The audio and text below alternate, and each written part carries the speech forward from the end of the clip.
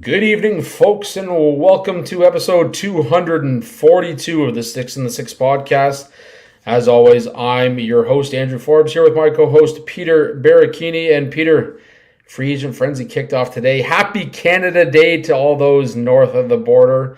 Toronto sports is kind of taking off here. Obviously, we talked about it before we hit the button here, but Canada at the World Cup is in the round of 16.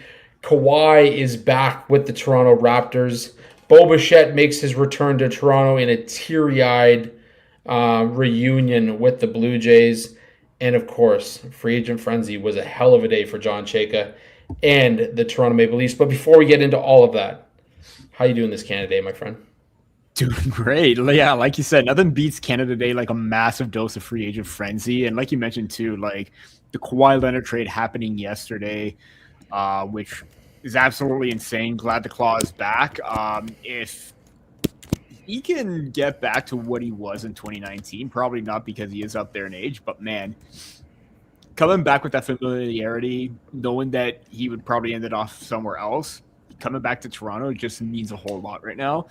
I know that there was like hard feelings in terms of him leaving and everything like that, but he is the guy that got us a championship. For him to come back and help out with this core, it's absolutely amazing. And like you mentioned too, Canada right now, the World Cup, I can't speak. Okay, it's great that Canada is in there, but you know, Slovakia isn't in there. Italy's not in there. I really can't cheer for anybody. Germany got knocked out. Canada is there right now. I'm full in support of Canada right now. And for future World Cups, too, if they're going to be in it, if they're going to be continuing to power through with the team that they have right now, look out. And this World Cup, too, is one of just upsets left, right, and center. So many interesting storylines. Even today, like Belgium and Senegal was an absolute crazy matchup. For that, England almost got knocked out as well. So you don't know what to expect in this World Cup right now. This is absolutely insane, and I'm just here for the ride. Just a shout out to, Stefan Eustáquio, too, for giving Canada with those heritage moment kind of things, like the Sidney Crosby golden goal and everything like that. I was at a baptism in Montreal, and obviously when we get to the reception, the game is on there. We're watching it, and it just goes nuts with our family and everything. Like, we were absolutely stoked that happened, and we were pumped up, like, literally. It's parity, man. It's parity in the World Cup. We're seeing it right across the board in all the major sports. We're seeing, when you add like salary caps, and then the World Cup, you've got more and more players in Canada north of the border playing soccer, getting to know the sport, loving the sport, and it's showing in this World Cup showing. And what a crazy like pump up speech by the coach. You guys are heroes. And like, that to me was like, that did it. I'm not a big soccer guy. I'll be honest with you. I'm not a big soccer guy, but when Canada's in the round of 16, yeah, I'll tune in. I'll watch it. I'll watch a match. Absolutely, right? During the group stage too, it was national pride right there, right? Yeah, hell of a game. And you mentioned Kawhi coming back. Like, yeah. Yes, I know there's a lot of people saying the Raptors gave up a lot to get him back. But maybe the most interesting news of the whole thing was that he wants to sign long-term and retire as a Raptor. Yeah. That's huge. And I'm going to do a piece on this at the Hockey Writers, but Toronto became a market that a star wanted to come back to, right? And we talk about it in hockey all the time. How are the Leafs going to draw the interest in? There's tax in Canada. There's especially in Ontario, and like this market, this mecca of Toronto, like belittling their athletes and what have you, the media, all that crazy stuff that they blame, the things that Mitch Marner wanted to blame for his reason for departing Toronto, right? And then you have Kawhi Leonard come back to the city. You have Bo Bichette saying, like he loved this city. He wanted to be a part of the Blue Jays organization. It's a crazy time in Toronto right now. Yeah. And it wouldn't be any crazier. Actually, you know what? That's a lie. It's crazier because it's July 1. Mm-hmm. And as hockey fans, we know what happens on July 1. We know exactly what happens. Leafs go out, You usually spend some crazy money on some maybe washed up former stars of the NHL. And yet today, John Chayka used the $20+ million that he had in salary cap space to make this team maybe the winners of July 1. Obviously, we'll go through a few of the signings here, but it was a busy day across the league. Olin Zellweger signs with Buffalo. Rasmus Anderson re-ups with the Vegas Golden Knights. Radko Gudas has his daughter announce his extension with the Florida Panthers. And all of a sudden, the Goons squad is back in Florida, so it's going to be fun in the Atlantic. Holla to LA. Samoskevich signs in Seattle. Matt Zuccarello signs in LA. Mason Marchment maybe adds to the wagon in San Jose. And the names continue to roll. Corey Perry's back in LA. Oliver Bjorkstrand in New York. Ilya Mikheyev got a 4-year deal in Tampa Bay. Former Toronto great. And then there's the Leafs. And the Leafs started small and they started climbing. Yeah. And we knew there was some noise out there. There was a lot of noise about John Chayka being involved in almost everything. And you know, the noise is still coming. They're saying that he's not done quite yet, but they've made some huge some moves. Dirk Diggler says Anderson to the Oilers. Freddie Anderson is going to the Oilers, yeah. Freddie Anderson. Well, so there you go. The Oilers got their goalie. Thank you, Dirk. Believe they also breaking the news Eric here. Comrie as well, if I'm not mistaken, too. Like they added some goalies too, but Eric Comrie, I believe, went to San Jose. Okay, wrong one. Okay, it's too many goalies going off the board. That's why. Nick Foligno re-upped. Devin Levi went to Edmonton. Devin Levi. They put a lot of stock in Devin Levi. They put a lot of stock. Boone Jenner went to the Caps. Trevor Van Riemsdyk went to Pittsburgh. Yeah, Eric Comrie to San Jose. Danil Tarasov went to Detroit. There are some questionable signings by the St. Louis Blues, which we won't even talk about. And then this one surprised me too. Kuzmenko got 1 year, $5 million with Pittsburgh. Interesting signing there. But we're here to talk about the Maple Leafs. And we knew there was some noise early on that the Leafs could be going after a goaltender. We saw them move Joseph Woll. Today we saw them move Dennis Hildeby. And with the Marlies run in the playoffs, we knew that Artur Akhtiamov, and we've talked about him before, was likely the goalie of the future with the Leafs. Although small, he's mobile, can get post to post. Very athletic in the net. And his run with the Marlies was just incredible, right? Like the Marlies go on this Calder Cup run, and he was like a mainstay for moves or saves like there was no business of them being saved. There's an argument there for him to have won the MVP of the Calder Cup playoffs, and frankly, I would have been right there trying to hammer home that point. But the Leafs needed more depth up front. They needed speed. They needed offensive ability. They needed pieces that were going to come into play. And let's be frank, Max Domi's likely going to go on LTIR when the season kicks off. With what's going on with him, and still there's a lot of question marks there. And Anthony Stolarz was your guy. You signed him to that contract. You knew that they had to do something to make it. Injuries were there, but they needed a mainstay in net. Well, the Leafs and John Chayka went out and made maybe the most noise on July 1st with not only moving Nick Robertson for a 4th-round pick, which some question the return, but let's be honest, as an RFA, you probably weren't going to sign him anyways. And they made the most of what they had. They traded Dennis Hildeby, and that all led to the signings that John Chayka made on July 1. So we're going to run through those real quick here. But I want to kick off with maybe the biggest move of the July 1 free agency. And it was rumored. Apparently, there was a picture on the Jumbotron at Scotiabank Arena. Frank Saravelli came out, and for all the misses that Frank Saravelli has sometimes, he nailed this one, said that it was real. Mm-hmm. Sergei Bobrovsky, a 3-year deal, $7 million AAV, which you nailed on X. You nailed the asking price. I saw that tweet. $7 million AAV for 3 years. Sergei Bobrovsky is now a Toronto Maple Leaf. He comes over to the dark side, as Anthony Stolar says. He is now a Toronto Maple Leaf coming over from the Florida Panthers. A little older, but a 3-year deal is not so bad when you've got a Vezina goalie, a Stanley Cup winner, and really, you're not just paying for the player right now.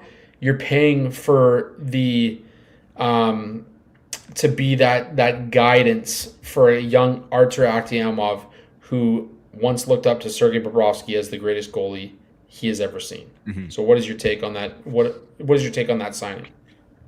I'm not going to take all the credit because it was reported by Elliot Friedman, and he was guessing that, 2-3 year contract kind of thing for Bobrovsky. And at the same point, I'm like, it's being reported. Anything more than 3 years, anything more than $6-7 million, to me, that's an overpayment, and that's a big mistaken risk, given the fact that he's 37 years old.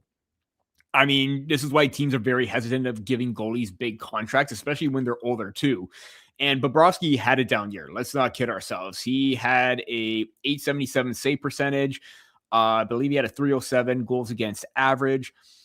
But also his underlying metrics too were not that great. 5-on-5 save percentage. He had a goal saved above average of -17.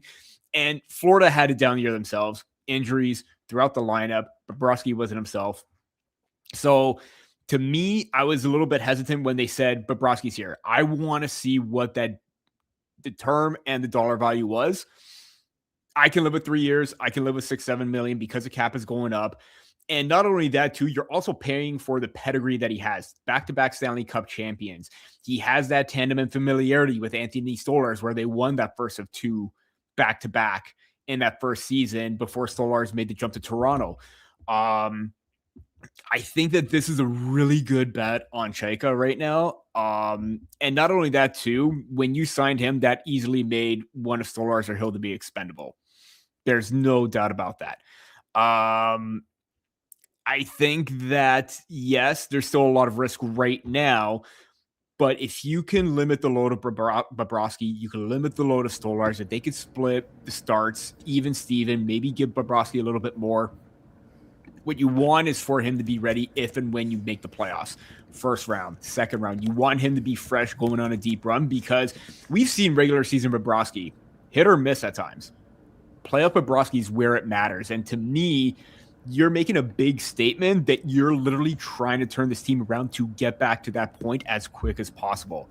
So for me, I really like the signing. I was hesitant on the term or the money value. It is reasonable. I hope that he could bounce back and at least provide better numbers, like a just above 900 save percentage, get that goals against average down. Hopefully with this defensive core, Chayka said he's still not done, so you definitely know, rest assured, that he's going to address it. There's a whole Zach Werenski thing. Hopefully, I mean, it's been debunked right now. There's nothing going on, but who knows? Maybe he could pivot. Something else happens. But I really like this big fish signing of Bobrovsky. It was risky considering that he wanted I think he wanted like north of $6-7 million, but over a longer period of 4 years. Hell no, not touching that at all. 2-3, I can live with that. Yeah, no, absolutely. I'm glad you mentioned it. Hildeby would have been coming in September. He would have been non-waiver exempt. So you were going to lose him if you put him on. You could have lost him for nothing, or you had to carry 3 goaltenders. We'll talk about this later. You got Nick Paul out of that. Yeah. You got a decent middle 6 depth guy out of that. A guy that can play up and down the lineup, which, like you said, we'll talk about in a little bit. So you knew you had to do something, right? And Akhtiamov is clearly the goalie of the future for this organization. They drafted 2 more goaltenders this draft as well, which we'll talk about next week as we do a draft recap. And you knew something was coming down the pipe. And Bobrovsky was kind of rumored going to the Leafs for quite a long time. I want to talk like 3 weeks here leading into the free agency. Mm-hmm. So you knew something was going to happen. There was more smoke and fire as it got close to. Yeah. Exactly. So with Hill to be gone, obviously you moved Joseph Woll. You've reunited Stolarz with Bobrovsky. You've reunited Steven Lorentz with Bobrovsky. Yeah. There's that connection, right? And let's not forget about that Instagram post that we saw of Zach Werenski about, Bobrovsky being that leader in Columbus as well. So yeah, whether you want to keep an eye on that, you want to call it debunked or not, Zach Werenski is certainly kind of weathering the storm a little bit in Columbus in case he does stay. Some gamesmanship too from Chayka right now, getting Bobrovsky. There's that connection with Matthews and Werenski right now. Jack Roslovic is here as well, which we will touch up on. But man, yeah, you have to wonder. You have to wonder a bit. Yeah, there's definitely still smoke there, and like I said off the top of the show, like there's an expectation that the Leafs are not done. And there's some reports out there that Morgan Rielly still wants a move, wants a fresh start, which is understandable given the media coverage over the last little bit as well. But yeah, it's like this is just the beginning of the offseason for the Leafs. Yeah, day one. And they made some noise. They made some noise early. Sergei Bobrovsky is a Leaf. And like I said, I saw a tweet that kind of brought my attention to it. Right now, I think you're paying $5 million for the player. You're paying $2 million for the leadership that he brings for a guy like Artur Akhtiamov. I think TikTok Tomar said that. That's right. That's exactly who it was. You're right. You're 100% right. So TikTok Tomar. Yeah. So I love that because one, you had there was a moment between the two at a game earlier last season where Akhtiamov was talking to Sergei Bobrovsky at center ice, yeah, I mean, they went from there to, Akhtiamov admitted that Bobrovsky was the guy that he looked up to when he was coming up through the system. And now you have the two of them within the same system, right? So there's that kind of like that connection that they're going to have that, there's just that it's going to be fun to watch, right? And I think he can really teach Akhtiamov a little bit about being a professional and being a starter and getting into that league and where that goes, right? So I think that's so important to get, and Chayka understood that. I mean, man, to sit here and say that I wasn't doubting Chayka, I'd be lying. To sit here and say, like, after July 1, how impressed I've been so far, I mean, it's truly insane. Remember when we hired Chayka and Sundin and everyone is all up in arms that, why are we getting this guy or whatever? And we said, you know what? Let's take a step back. Let's see what he can do. Ace that draft. Acing first day of free agency right now. And just to go back to, like, the whole mentoring of Bobrovsky to Akhtiamov, Bobrovsky is 6'2", 183. So he's got the height, but he doesn't have, the bulk in net. Artur Akhtiamov, 6'2", 178. 176 per elite prospect. So he's still on that thinner side, but he's got the height advantage.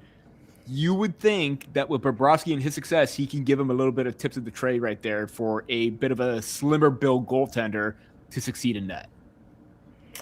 Yeah, no, 100%. 100%. I completely agree. It looks like I'm surfing X while we're talking here, and like I've got Austin Matthews is a fan of Leafs signing Bobrovsky. He's liked the post on Instagram. I mean, yeah. Interesting too. Worth noting, about an hour ago, Darren Dreger, take it for what you will, on Overdrive said it looks like Alex Ovechkin's career is officially over with the Capitals and therefore potentially the NHL. So take that for what you will. Yeah. I'll leave it at that. Anyways, yeah, Bobrovsky, obviously the biggest signing of the day for the Maple Leafs. But they didn't stop there. They got a lot of depth. They moved a lot of pieces. We're going to go for the next few signings here. Jack Roslovic, a guy that was rumored to have wanted to sign with the Leafs last year. That connection with Austin Matthews, which we talked about, maybe one of the more underrated 20-goal scorers in the league, signs for 2 years, a quiet 20 goals, signs for 2 years, an AAV of $4 million. Yeah. From there, they also get more depth in Teddy Bluger, 2 years at 2.5 AAV. Colton Sissons, which is one that I liked. I didn't like the overall amount, but 2 years at 4.25 million. He can actually add a little offense, which is big on them as well. Brandon Duheim is another guy. 3 years, 2.6 million. Doesn't shy away from any of the shit on the ice, which is huge. And then, of course, Zach McEwen as well. A 1 year deal at, I believe it was $875 for him as well. So league minimum. But big signings when you're talking about the overall depth of this team. All of those signings, aside from maybe Zach McEwen, bring a fair amount of speed, some skill up front, and can contribute on the offensive side of things as well. It really solidifies that bottom six for a Leafs team that has not had a solid bottom six in quite some time. Add Lorentz into the mix. Add Domi when he comes back in the mix. All of a sudden, this bottom six is looking pretty interesting. What was your takeaway from those depth signings?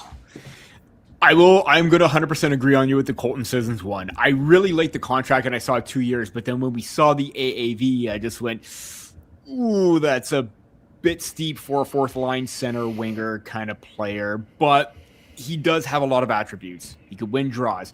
He can kill penalties. He does have that speed aspect. Does have a little bit of an offensive game to him. Heavy shot as well. Will we see that in Toronto? Let's hope. Because 11 points, or I believe 4.25 million for 11 points, a little bit of production in the playoffs is a little bit worrisome. But at the same time, I believe I saw Vincent Desharnais got 4 years and a 4.5 million AAV. So that to me, it kind of makes me feel a little bit better as a result of that deal. Still not a big fan of that term.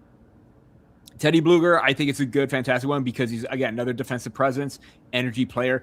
And I do like the Brian Duhaime one. Like you said, Sissons has the speed. Duhaime has the speed. Zach McEwen is in that, reassurance role that where something happens, you can call him up, be a physical presence. Same with Duhaime. 159 or 157 hits, I believe he had with Washington last season. 159. And I'm just doing a lot of checking right now. Sissons, he's in the 84th or 67th percentile in terms of speed bursts over 20 miles per hour. I believe I saw Brandon Duhaime. If I could try and pull up the stats here. 78th in speed bursts over 20, 119, but in max skating speed, he's 92nd with 23.30. So when he could reach top speed, he's one of the fastest players on the ice. You're not going to get the offense, but man, can he crash? Can he skate? Can he go after a lot of those other teams' top guys as well? I think that that fourth line or those three players changed the identity of that bottom six, and especially that fourth line too, where you want to get faster, you want to get more competitive. You don't know if that production is going to be there. And a little bit of a note too, Teddy Bluger had some good chemistry with Dakota Joshua when he had that breakout year when he had 18 goals. So I wonder if at some point Teddy Bluger and Dakota Joshua can maybe rekindle that chemistry. Maybe they could be big factors as well. Who knows? But as of right now, you look at the bottom six right now. I'm looking at daily faceoff. Dakota Joshua on the left, Nick Paul at the middle, Easton Cowan on the right, Duhaime, Bluger, Sissons as your fourth line. That is absolute mayhem right there with the fact that they could all bring something to that fourth line, but also they are not going to take any shit from anybody. And with the way that Florida added a little bit more tenacity to their game, bringing in Gudas, bringing in the Kachucks, you could rest assured that those guys are going to be ready because there's going to be some physicality. Sissons could drop it. Duhaime could drop it. Not so much Bluger, but that's a really solid fourth line. And we don't want to talk about an early identity right now, but those are guys that have an identity right now. Those are the guys that you want to change the tide, get some energy going, and get some offensive zone time. And those are, I've seen the numbers, the possession metrics, or even underlying like stats and metrics and everything like that are kind of okay. Bluger, a little bit different story because Vancouver was really bad, but I'm willing to give him the benefit of the doubt. But Duhaime, defensively, he's going to be strong. Sissons is going to be a great, solid two-way player, and you're going to rely on him on a lot of defense too.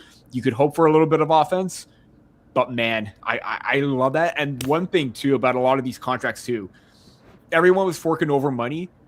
Chayka was smart with how he was dealing business. Short-term, decent AAV and cap hits for his team. Yeah, you had 23, and you probably spent a good chunk of that. But those are absolutely good finds that could pay off big time, and depth moves where you're not overpaying a lot. Okay, Sissons contract aside, you're not paying a lot for a lot of them. And Jack Roslovic too. I think he's going to be a fantastic get. I think it's a good middle six option. Could play first line with Matthews, can move up and down, second, third, what have you. And again, back-to-back 20-goal seasons. For me, given $4 million for that over 2 years, I'm all for that. You replace a lot of that. I mean, Michelli was a bit of a playmaker, but you gain a little bit more offense of a 20-goal, 40-point guy right there. Who knows? Maybe he could have a little bit more of a better season when he's playing alongside better, like a little bit more star players right there. Who knows? He could have a 50-point season, but man, I really think Chayka nailed all four of those contracts and the upside that they bring to the team. Well, and the takeaway is that it's all short term, right? Like every one of those contracts is a couple years. You're out of it within a couple of years, and all of a sudden you're looking at an opportunity to move those pieces if need be. Mm-hmm. So, the decisions one, the actual amount kind of, make me question. Absolutely, 100%. Outside of that, like, I mean, I saw one tweet where it was the one blemish and question mark I really had. Yeah, like Roslovic is maybe like more average than people think in terms of what he can contribute, but he's a 20-goal scorer, and he does it so quietly. So I think that's interesting to look at as well, and maybe that's a guy that can play up in the lineup. But it's definitely this has been a successful July 1 for John Chayka and the team. And I saw somebody just make note that Toronto was not a big winner on July 1. I don't know what show you were watching, what day you were watching, what timeline you were watching, but the Maple Leafs did a hell of a job on July 1. John Chayka made some incredible moves, and this team is going to look a hell of a lot different coming into 26-27. So I think that's crazy. No overpayments. Again, Sissons one aside, no massive overpayments like we saw today with some other players. Like, do I really think that Mason Marchment should have gotten $6 million? Probably not. I mean, we could talk about Bowen Byram all day. He is not $75 million. He is not. There is no universe in which you can describe to me or tell me that he is worth $12 million, even for the upside that he could bring. I'm not giving a defender that hasn't cracked 50 points once in his career. And again, he's had health issues. He has had a rough road back. He did have a good year. I would all the more reason though. Yeah, I would give all the more reason. $6 million, $7 million, $8 million, probably the max I would go there. $12 million, not a chance. I'm sorry. You traded the 4th overall pick plus Crevier for Bo Byram and then gave him $75 million. Which turned out to be Daxon Rudolph. And even then, I think that's a bit of a reach for Buffalo. Yeah. I agree. 100%. Beautiful Jay, what's going on? Ducks didn't do much. You're right. Yeah, he did. They did lose Trouba, which is again too. Another overpayment. Huge overpayment. Lead for Jacob Trouba. Like, and they got Darnell Nurse in the process. With the Oilers keeping no retention. After we were just singing the praises of Mike Greer last week at the draft, it's insane how much of the bad contracts happen right now. I don't get it. I really don't. Yeah, no, I can't believe the moves that San Jose made. I do think that they're going to be an absolute wagon with some of the other things they did. Yeah, absolutely. But it it was crazy to see like the money they put into those two defenders, especially when Morgan Riley was the guy that was rumored to go there, and he's at 7.5, and he probably could have offered you a little bit more than what you're getting, but you're getting a lot. You're getting a lot of a truculence with those two players, but for a cost, right? I was about to say, if I'm Chayka right now, if Darnell Nurse got no salary retention and Morgan Riley has a cheaper cap hit, there is no way I'm going to retain any salary whatsoever. No, 100%, 100%. Like he has that going for him right now, if and when he chooses to move on from Riley. Yeah, worth noting too, our in-house Ducks fan here, Beautiful Jay, also said the Leafs did well. 42 million in cap space. I wouldn't worry too much about the Ducks. I think they're still in a good spot. Short-term pain on July 1 for long-term gain. And I think that's what you have to take note. Deviate hello, what's going on? How's it going? Appreciate you jumping in. Appreciate you watching the show. We're talking a little free agent frenzy. We're talking Leafs free agent frenzy. We got to talk about the trade. Yeah. So we mentioned off the top that Hildeby was moved, making room for Sergei Bobrovsky. Hildeby would have been, a guy who needed to pass through waivers come September. So the Leafs had to make a move. And in doing so, they moved that plus a third in 2028, a fourth in 2027 for maybe one of the biggest Leaf killers in recent memory with the Tampa Bay Lightning. And even when he was with the Ottawa Senators, he was a Leaf killer. Nick Paul, a guy who can play throughout the lineup, a guy who can play that depth role and add some offense. What's your take on the Nick Paul acquisition? First off, I'm just going to say it does sting moving on from Dennis Hildeby. It really does. But in the grand scheme of things, when you signed or when Chayka signed Bobrovsky, you knew it was going to be Stolarz. You knew it was going to be Hildeby, one of those two guys to go, because Akhtyamov sealed his fate. He's one of the guys that you need to rely on, and there's more value with him. And everyone in the organization was saying that this guy is legit. To me right now, Hildeby not being the starter for the playoffs, having NHL success at this point this season, looking established like he could be a factor. It sucks trading him to Tampa Bay, division rival, because who knows? If he could pop off, he's going to be a backup towards Vasilevsky. And the workload that he can handle, you're probably not going to get a whole lot of starts too. But in the grand scheme of things, if and when he does not keep a spot, and even Anthony Stolarz, I don't think he has much trade value right now. So to me, your best bet is Hildeby. The fact that you had to move on from him right now in the event that when training camp starts, he doesn't do well and you risk losing him, you got a massive depth middle six forward right now in Nick Paul. I mean, there really is no other way to put it. Production, can be kind of middling or like mid-tier overall in terms of what he's been able to accomplish. But this is a guy that's still, again, close to 20 goals, close to 40 points. He's a player that you can use in all situations, 5-on-5, power play, penalty kill. He's a reliable player that you can focus in on. And let's not forget the fact that he played 51 games last year, dealt with injuries too. But even I'm looking at since 22-23, 32 points then, 46 and 23-24, 41, 24-25, 15 last season. He, just like Roslovic, he can provide some steady depth production right there. And if, again, this is early roster projection, but if that Dakota Joshua, Nick Paul, Easton Cowan line lines up, oh man, you add in Cowan there, which has the potential, or where he has the potential to be a Brandon Hagel type player. Nick Paul's played with Brandon Hagel. He can see what he can see with him, with Cowan right now. Dakota Joshua can be that net front presence. Again, basically, I feel like all three can provide that physical element too. Cowan shows that he's not a way to shy from that kind of stuff, especially what we've seen in the playoffs there. I think this was a move that needed to happen. It sucks we had to give up Hildeby, but it's great that Akhtyamov showed what he could do. Let him season for a bit. As we mentioned, Toronto did get two goaltenders. One that was a really solid standout at the U18s and Patrick Plumans. Keep an eye out on him. I believe he got taken into OHL draft to Chicoutimi. So he could be coming over very soon. I'm just going to double check on that if and when I have the chance. But yeah, I feel like Nick Paul brings the same type of element that all the other players that Chayka signed brought. Physical, depth scoring, all situations type player, high energy, decent skater as well. He can blow by defenders. Again, may not have be in the same percentile, but he's above league average. He can skate. That to me is the big sticking point with the speed factor, the depth, everything. Again, you had to make a move. You got something really substantial and valuable as a result of that too.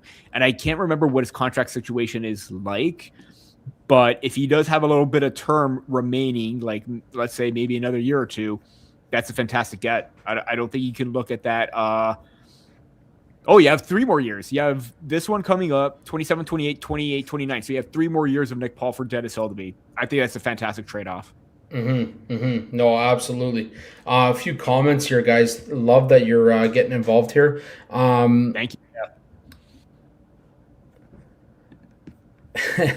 Beautiful Jay says, let's hope. I'm excited about the Leafs, though, and a bit Florida. Hoping for that Leafs more than Florida. Well, I'll give you that. Give you that. Steve Dreyer says the Leafs are going to be interesting this season. Absolutely, Steve. Yeah. I appreciate the comment. DV8 says Chayka, the Pokemon card master. If he buys all the Storm cards, you have to trade with him. 100%. Getting all those booster packs, I see. He's getting those Swiss Army players that people are going to want to focus on. To answer your question, beautiful Jay, Matthew's recovery is going well. I believe he's on pace to start the season. So that's good news for the Leafs as well. And then, only Robertson could score on Bob with 7 minutes time on ice in a game. Penguins will win. There you go, DVR. Penguins will win. He says Robertson's going to tuck. It's going to be interesting. It's going to be interesting to see what happens. Tidy piece of business with Chayka today. I will say that. It was, again, the Nick Paul. The allocation, I just wanted to add again and reiterate, the allocation and the money and the short term values that, or I value that tremendously considering what other teams sent and what they paid for. Obviously, overpayments are always going to happen on July 1st, but he played it safe, but he got quality and substance with the contracts that he handed out, and I think that's a big payoff. Absolutely. Beautiful Jay retracts the Florida one, says then the Leafs will have a wild season. There we go. We appreciate it. We love that. We love that attitude. The Nick Paul acquisition was huge for the Leafs. I think it was, again, another indication of where this regime of the Leafs are going to go, and nobody's really safe. We've heard the news. We've heard the talk and the chatter about Matthew Nyes. Morgan Riley's still on the block. The Leafs, like I said, Max Domi likely to start the season on LTIR. And if that's the case, what a midseason acquisition when he does come back, if he comes back. Oh, you could rest assured he'll be raring to go. So that's one of those guys that you can, it's a midseason acquisition without even making a trade. So that's important as well. The Leafs made a ton of noise. July 1. It's crazy. It's crazy to think about all the things that they did. But definitely some big moves, and the trade might have been the biggest thing out of all of it. The biggest question out of left field. Nobody knew. Out of nowhere. Nobody knew. I was literally just chatting up, and then someone just holy crap, Toronto got Nick Paul, and we're like, yeah, there's no way. Yeah. The Twitter account, the main handle, tweeted it out before any insider had any knowledge. And that, again, that's low key. They're being very subtle about the information right now. Yeah, no, absolutely. Steve says, at the very least, this team, once assembled, isn't going to be walked all over without fighting back. You can bank on that. And especially in the Atlantic, that's exactly what you're going to need with teams like Boston, like with Zadorov on the back end, with teams like Florida Panthers, who are simply going out there and getting the Bash Brothers. It's going to be a fight in the Atlantic, and the Leafs need to get involved. And you nailed it, Steve. I think they're not going to be pushed over. Duheime's a guy that's going to get in there as well, and he's a tough customer. You're right. Zach McEwen may be starting off in the minors, but you can rest assured if there's a Florida matchup, he's getting called up. 100%. 100%. Anyways, I will. That's kind of all we have for the Leafs.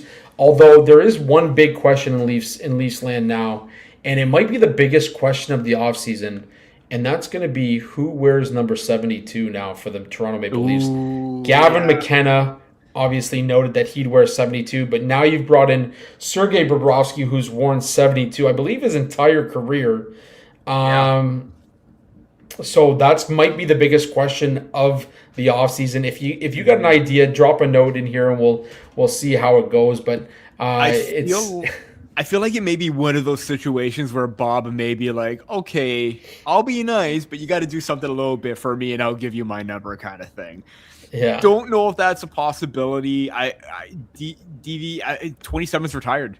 27's retired. I was going to say he can't wear it. Can't. Unless Daryl comes in and says absolutely, then if Daryl comes in and gives his blessing to say, "Hey, I want you to wear 27," great. I don't see it happening.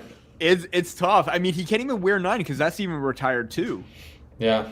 Right? Because he wore number 9 at the World Juniors, but again, the fact that we retired the numbers, but I think right now, if players have their specific number that they want, it's kind of tough. But we're getting the numbers. Number 12. Yeah. Number 12. I feel like if Bob wants to be a little bit nice, hey, give me a nice Rolex or give me a nice steak dinner or something, and I'll give you the number, kid. Hold on, I got one for you. Ooh.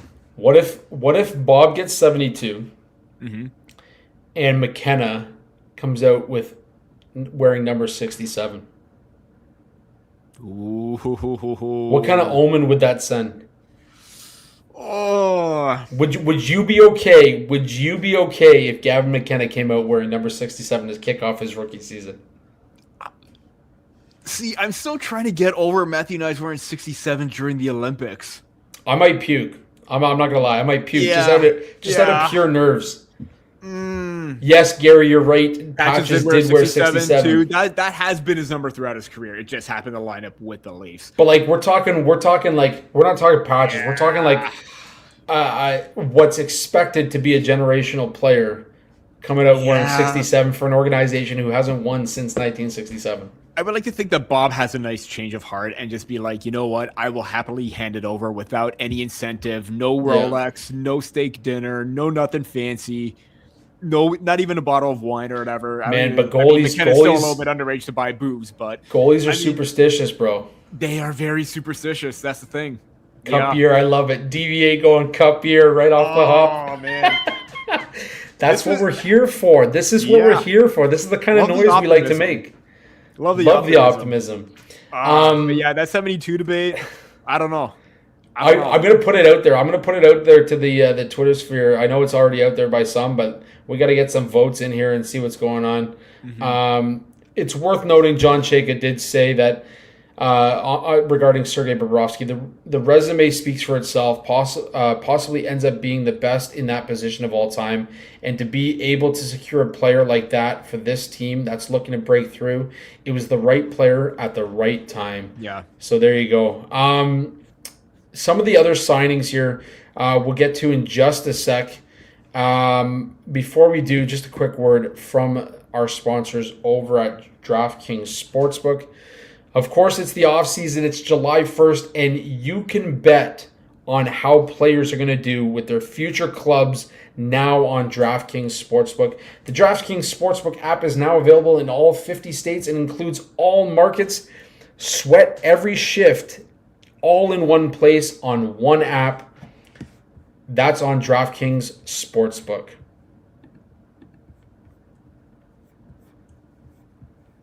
New York, call 877-8-HOPE-NY or text HOPE-NY. Connecticut, call 888-789-7777 or visit ccpg.org. On behalf of Boot Hill Casino in Kansas, that text pass-through may apply in Illinois. 21 and over. Void in Ontario. Event contract trading with DraftKings predictions involves risk of loss. Sportsbook bonus bets expire in 7 days. $50 in predictions dollars issued weekly for 3 weeks expire in 1 year. Redeem one non-withdrawable reward. Availability varies. Predictions offer void in New York. Ends June 28. Terms at dkng.co/audio. So, Peter, some of the other biggest signings as of late since we kind of started rolling here. Anders Lee, obviously, gone from the New York Islanders. They did bring in Matthias Michelli, former Leaf great, on a 1-year deal, but Anders Lee goes 3 years at 5.4 AAV to Utah. The Mammoth are going to be a frightening squad next season with Gunther, Cooley, you name it. The Mammoth are scary. And Ryan Smith is building a winner down in Utah. And of course, we did have an offer sheet by the New Jersey Devils for Barrett Hayton of the Mammoth, who could get into some cap trouble here. 1 year at 4.775 would be a second-round pick as compensation if the Mammoth do not match. As of right now, that's the only offer sheet out there. Me personally, I was just talking about this with my father-in-law. If I'm the Mammoth, I let him walk, and I get that second-round pick, and I let it go. Because right now, the Devils haven't done much. The Mammoth have signed replacements for Barrett Hayton, and while he is a homegrown product for that organization, maybe that second-round pick turns into something a little bit better based on what Hayton's delivered so far in his career. That's it for what's been going on, though, in the free agent frenzy first part of the offseason here, July 1.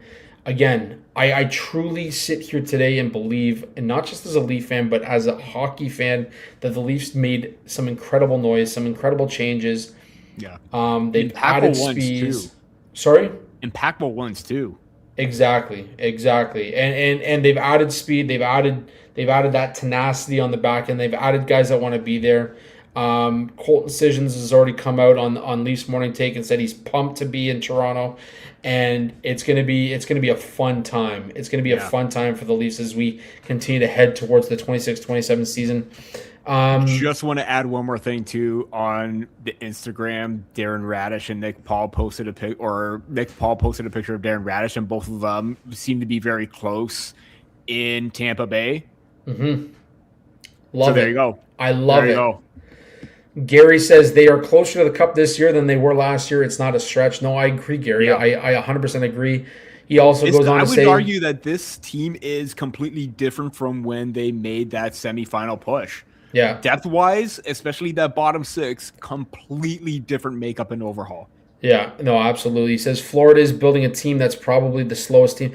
I agree. I said it last week. Remember I said last week, I don't think the Florida Panthers make the playoffs. Yeah. I don't. Brady does not have that speed. You added Radko Gudas on the back end.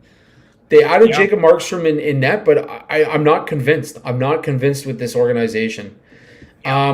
Steve says, I wish the season started next week, which is something considering I couldn't even bear to watch the Leafs after they collapsed. But we got McKenna out of it, so the future is promising. Steve, I love your attitude, buddy. I can't wait for the season to start either. I'm so pumped for the season. Had a convo with a bunch of my like friends and coworkers and stuff like that too. We hate to bring up the Game 7 loss for the Jays right now, but that Game 7 loss is maybe it was kind of like that reverse karma where that needed to happen in order for Kawhi to come back to Toronto, the Maple Leafs to win the Gavin McKenna sweepstakes, to have a decent draft or a really solid draft, to have a really strong free agency right now. So let's hope everything turns the tide right now. Yeah. So let's hope that continues. DV8 said Bluger was really an animal in the Olympics. I wonder if that's made their point to be like, let's target this guy. 100%. 100%. Latvians are very underrated. They have value right now. Agreed. And Chayka did say just moments ago, or I want to say about an hour or so ago, that he believes if you look at the full picture, the Leafs are more dynamic than they were 24 hours ago. Yeah. I tend to agree. Absolutely. I will say this, though. This past year, I went to the skates for Easter Seals for the Leafs. Mm-hmm. I want to name a few names that I got signed on this massive 3x5 foot Leaf flag because I'm going like former and current Leafs. Matthias Michelli, gone. Yep. Nick Robertson, gone. Joseph Wall, gone. Brandon Carlo, gone. So if I go to the Easter Seals skate this year, anybody who signs my flag, you're likely traded next season. So maybe if Gavin McKenna's there, don't get Gavin McKenna. I will stay clear. I'll skate to the other side of the ice. No way I'm having that happen. Even Matthews, Nylander, Knives for that matter. Yeah. No. Nyes was on my rink, and I didn't have him sign the flag. Thank God. Thank God. Gary says, we get Gudis more often to get our pound of flesh. I don't think the bounty has been collected yet. I agree. And there's a piece of me that wants Matthews to go pound town on him at some point. I'm sick, though. I would love him to send a message subtly, like give him a little chop to the back of the leg or something like that. I know Matthews doesn't drop. Would you eat a game? Would you eat a game of no Matthews if he cross-checked him right in the throat? Why not?